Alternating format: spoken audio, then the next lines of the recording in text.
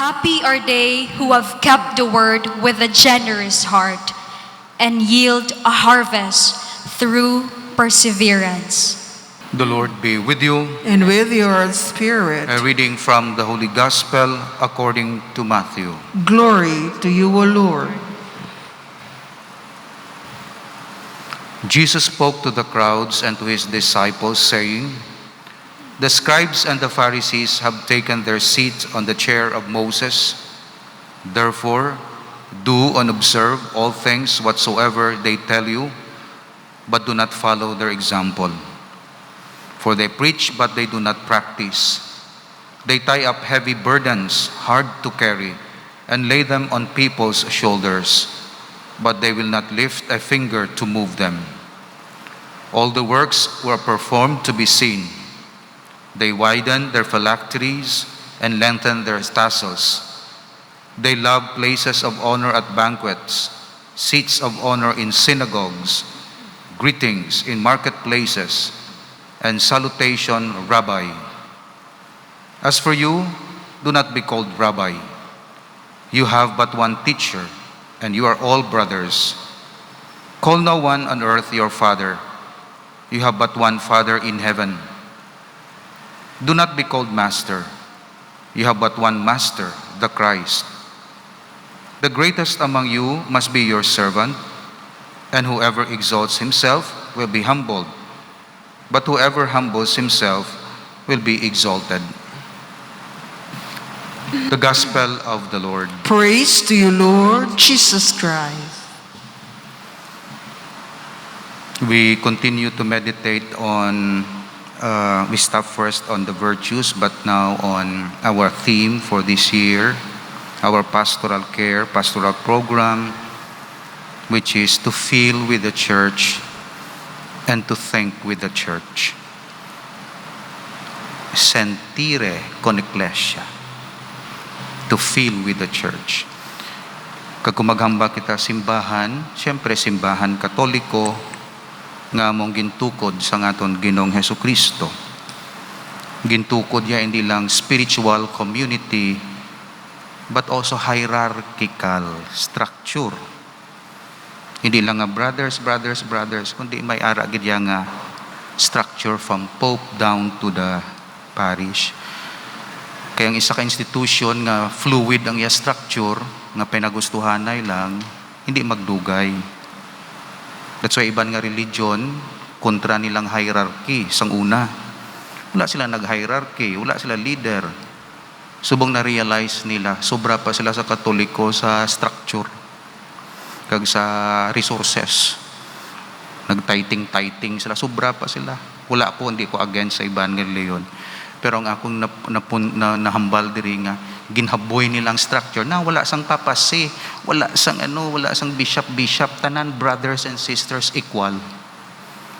Na-realize nila hindi makasurvive ina kung tanan pareho tanan. Imo voice pareho sa isa ka voice to, wala sang leader.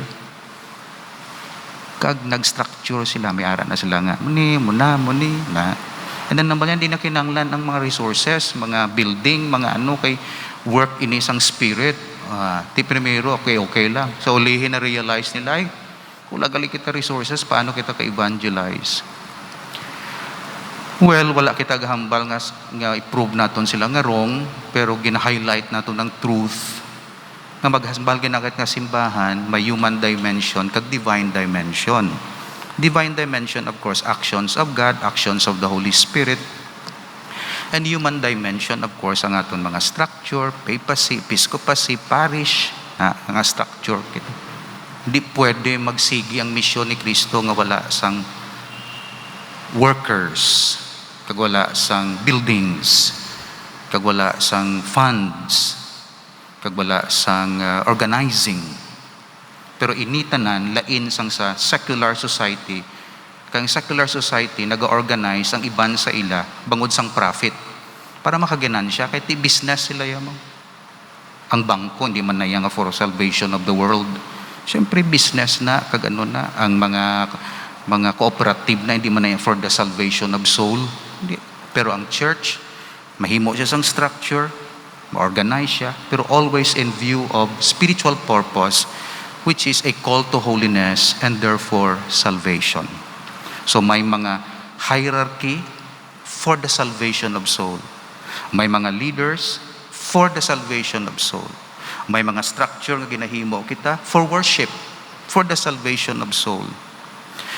Hindi maayong ang simbahan, gina-organize mo para kaganansya ka o para magnegosyo ka. Hindi na yan. Kundi himuon mo ina, minimum, kay gamiton mo ang resources para sa pag-realize sang plan of God in this world. Sa munang kinalain niya sang simbahan. Ang iya primary purpose, spiritual, pero ginagamit niya ang material things, workforce, para ma-realize ina. Kundi klaro iya sa aton kung ano kita.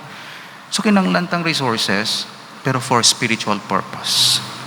Para ma-realize naton ang preaching of the gospel, ang catechesis, ang aton pag-beautify sang worship naton, venue, place naton. Kinanglanta, always in view of the spiritual purpose.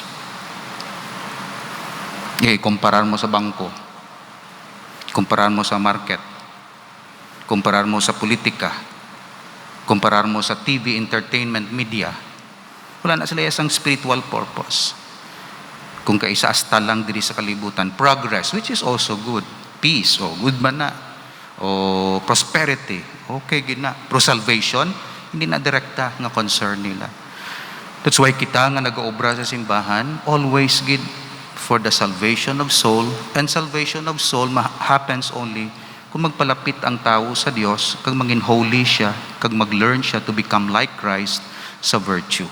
So, inahimo naton inatanan para maging virtuous ang tao.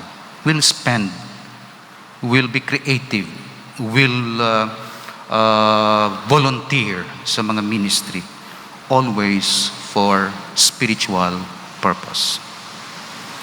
So amo ni ang simbahan Katoliko, kag hambal naton sa simbahan Katoliko may 5 elements kitaya sa aton parokya nga sundon gid nga aspects sang aton parokya. Membership, padamuon tang aton manog simba. Ang bag-ong mga members sa kabataan, mga neophytes o catechumens, bulunyagan, i-initiate sila sa first communion, first confession, buligan ta na, mga pupae ta na. So sa pareho sa mga mga insects, may mga ginatatap nila ang ila nga mga gagmay nga mga bisan mga baka gani herd of ginatatap nila. Kita mo man sa pagkakatoliko, pwede natin matatap bisan hindi katoliko kay ti mother father ka mo, natural na yan. Pero may another level sa pagkakatoliko naton, tatapon ta ang aton mga first communicants. Tudluan ta ang bag-ot nga members, hindi lang nga pabaya. That's why may catechesis kita kay gina-prepare ang kabataan. Mayara kita nga bulunyagan, ginaseminar gid naton, ginapakilala gid naton pagtuo. Kag mga ginikanan nga nagapabunyag, gusto nyo mangin member ang inyo bata, syempre kooperar sa simbahan, sa mga seminars naton diri kag sa dira. Kay mga neophytes ni mga initiates naton nimo. Sabi ko ni-initiate mo niya kag hindi siya ka pasar sa minimum nga standards ang initiation, nabi? Sulod ka bala sa gang, tapos hindi makapasar ka sa initiation. Inyo sulod ka mo sa asosasyon, hindi siya kapasar. Tapos sa simbahan Katoliko, tanawa bala, gulpihon mo lang bunyag. Naway gani na check. That's why mass production, hindi nami iya resulta. Hindi man naton mapuwersa ang tanan, pero himuon naton iya sa simbahan naton. Ang membership iyang ministry, department, whatever, section sa anon parokya. Catechists. Kay sila ang nagakatikais. Kag parents, of course. Ang aton mga new members. New members, pwede nga bata gamay, kiti bunyagan, or converts. Converts. Halin sa iban. Or, convert sabihin sa ibang nga reliyon o convert halin sa sin. Converted halin siya sa sin. So gusto niya magbalik kag magtuon parte sa pagtuo. So member ina. So ang pamangkot, ano na obra naton sa mga new members, sa gusto mag-remember? Ano? Pari lang balatanan ga obra? Kung may ministry nga volunteers nga, Father, may 3 to ka bata sa amon nga mga barangay, manug first communion, Father. Pwede ko sila matipon. Review ko ang catechesis, basic prayers. Okay, pila edad nila, 7, 8. So wala man klase, okay, tipuna to. Regular nga pagtipon. Tapos pag-abot diri, prepare mo first communion, first confession, tudluan kung paano mag-confessar, may examine conscience. And then pa-register mo di kay Mametsa. Mametsa, ready na ning bata. Pwede na ni maka-first confession. So dalon diri. May kada Miyerkules, ara ko na magpa-confessar. Ma-confess ang bata. 3, 4, 5 sila nga gin-prepare mo for several weeks. And then, kag okay na ang confession, kay mabalaan ko man kung okay, basic prayers, akon mga pamangkot, dala dira. And then mambal, okay, next Saturday or this coming Saturday, ma-first communion ka. O, i-coordinate na ni Mametsa sa parents, ma-first communion bata niyo. O, maano man ka mo, ma-confession. O, every Saturday, except mga big events nga mga Saturday, ara dira, ba? 3, 5. Sige lang ya. Wala subong sang klase. So, hindi ka kamas sa first communion, kundi sige lang ya ang spiritual life. Sige lang ya pag-initiate naton sa aton mga bata. O ang madre dira, naga-prepare man sila sa ila first communicants. Si Gori, si Mametsa, o kung sino da. Wala, bisan ka mo nga parents, basta dalalang diri, kay tanawon ko kung ready na.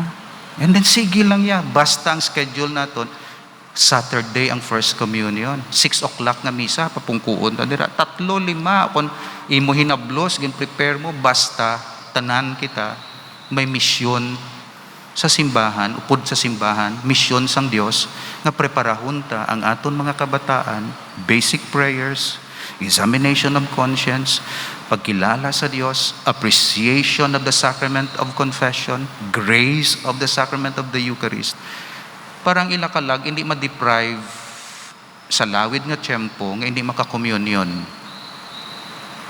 Kay sige pa niyang COVID nga ni, saan ka pa ma-communion sa bata mo, kundi ka na isa. So dira lang kita anay, i-explain ko lang later, basta mula na suguran tatanan. Mga tao, katoliko nga may maayosing kabubuton, may tiyempo available, kag gusto mag-minister, para sa mga kabataan naton, first communicant, sa aton parokya, go ahead. Pero dalalang diri kon preparado na, kay check ko, i-evaluate ko, assess ko, sa ila basic prayers, sa ila preparation, and then masiling ako, ti susunod-sunod ka lang nga sa baduyan, you need another preparation. Anak ha? Kay dugang-dugangan mo. Ang mga nakapasarya, come, next Saturday, sok-sok bayo nga puti o tinlo nga bayo, dalang parents diri, upod ang parents, first communion, kikinanglan ta magtatap sang aton kabataan. Again, spiritual purpose. Spiritual purpose. Sacrament of the Eucharist. Mabato nila ang lawas ni Kristo.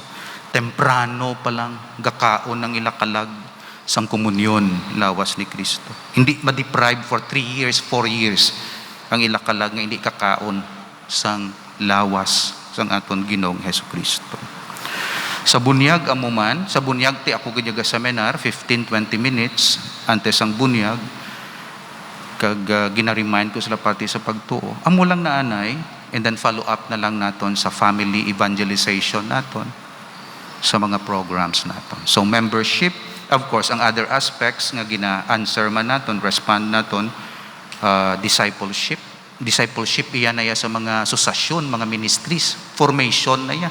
Diyos Gugma, Divine Mercy, Couples for Christ, ano na ya, Friends of Saint Therese, kung ano dira, may formation line na, ito mga schools, ito gina-imagine ko, mga elementary schools, o kung universities of virtues and holiness, discipleship, ina. Kaya syempre may mga basic kita sina, catechism, moral life natin. Pagkatapos sina, fellowship. Fellowship, amo nang ma-feel mo nga part ka sang simbahan. member ka na sang simbahan. Hindi ya fellowship lang nga sadya-sadya, kundi relationship. Fellowship, relationship. So nag-strengthen ang imo relationship na bilang fellowship ina. So madangat ay hanaton na titinawan ta. Pagkatapos sina worship. Tiga worship na kita ya, i-strengthen talaga. And then apostleship. Amo na ya ang pagmisyon na sa mga kubus. Social apostolate na ya, apostolate, apostleship, being sent. Discipleship, being formed. I-form anay, and then sent. Ang problema kung isa sa pastoral program, ginsend mo na, wala na form. Ginpaubra mo, wala siya na form sa heart ni Christ. Tipigaw, gidikit yung ubra tayo spiritual mo. Hindi niya expertise lang sa management, kagano. Kinang inform mo gidiya sa heart ni Christ. Humble, prayerful, serviceable. Once nga ma-form mo na, may basic formation siya sa discipleship, spirituality, send. Pero kung why gani, bago mo lang nakilala, eksperto lang to sa kung ano-ano to, ikaw mo presidente to, tapos gidi mo simbahan. Imuon niya nga, secular organization. Presuming, tidalo niya na to ang iyang mga style, mga management style, mga kung ano da, which is good also as a tool, but it's not sufficient basta sa simbahan. Why? Because we are handling spiritual realities, not only the things of this world, but souls. Kagang aton ginakontra, hindi ang another wise nga leader dito kundi Satan. That's why kung hindi ka preparado sa imo discipleship, hindi ka magdugay sa imo apostleship. So, wala pa kita ga apostleship gid. Nday Lisa nga quality. Si Lisa nami, sanday si Dalia, ginamensionar ko lang hindi ito compare. Ma'am Dalia, nday Lisa, nday kusino da. Beth Belicina, ready na for apostleship. Kagkamutanan kamo dara mga nagasilimba.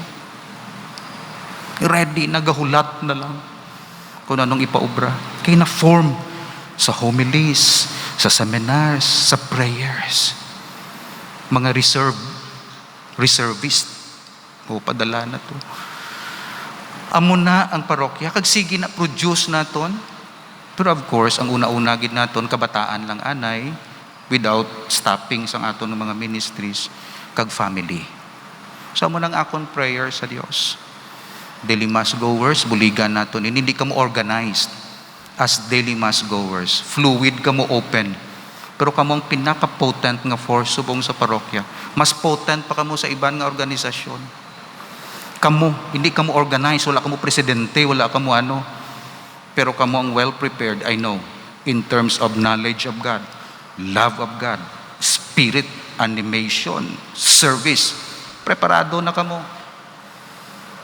So, kinahanglan, himuon ta ni kagbuligan muna. So, kada isa, kung kung may tiyempo ka, apo mo, bata mo, o employee mo, o pamilya sang employee mo, wala na ka first communion, daladere, o wala na ka, misyonanta, amo lang na anay, testinganta anay na, and then kung ma-expand lang kita sina. So, I hope, masuguran naton ina, pamangkot kay Mametcha, sang mga and then, na-instructionan ko ng katikist, diri ang mga madre, Friends of Christ, Friends of Trinity, sige manina, and then hopefully sige na.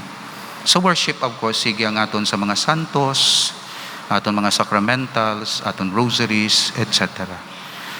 So though dispersed lang siya anay, pero ari man ako bilang parish priest, orchestra conductor. Munang akon role. Ang diri. So ako na ya as parish priest. Mag-integrate sinitanan, magplastar sinitanan. Sigiha lang imo ubrada. Sigihang imo circle. Ako na yung big circle da. Para nga ma-integrate inatanan. That's my function as parish priest. Ang inyo charism hindi mausik. Ma-develop siya. Gifts from the Spirit. Ministry, ma-develop siya. Kag ma-consolidate, ma-integrate sa aton time subong Kay ti malipas man kita sa adlaw. Sa aton evangelization, ng will sang Dios nga ma-reach out naton ang damo makadaan parti sa ila spiritual life and moral life.